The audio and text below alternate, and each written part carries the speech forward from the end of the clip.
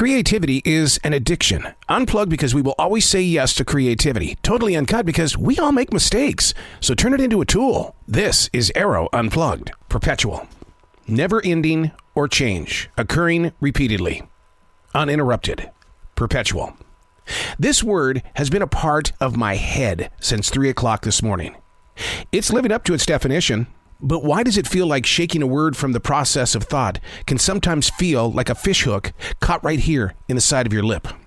Reading the word from your present. Perpetual. Reading this word from your present means using it, putting it in a sentence, letting the body let go of it. There are many times when you're on your walks, we pick up certain things. And the thing is you have to figure out what is triggering you to pick up that word and keep playing it over and over in your head and heart.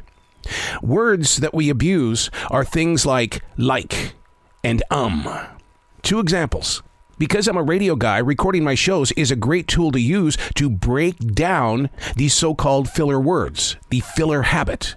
The experts also say slow down and begin a path of respecting the pause.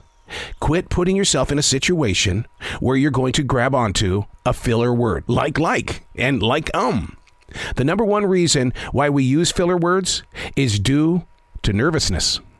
Practice being present, be patient, and really begin the physical act of listening, then reacting. Find love in the pause.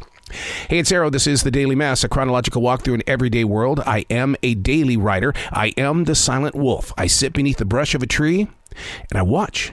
I pick up words like this, perpetual. And we study it. Are we using it right? Why is the definition still hanging out in my head and heart? This is The Daily Mess. Stepping outside for the first time since yesterday's big floods, the atmosphere resembles that of more time for healing. The tree limbs have fallen. The ground is extremely squishy wet.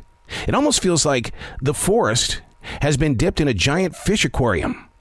The weather played hard on the mental state yesterday. I mean, we're all affected. The moods, the temperaments, depression, the outlooks.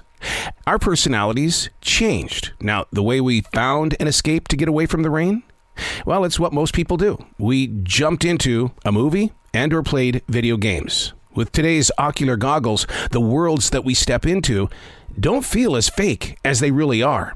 I've invested in a meditation app, which is extremely difficult to shake once you've removed yourself from the ocular goggles.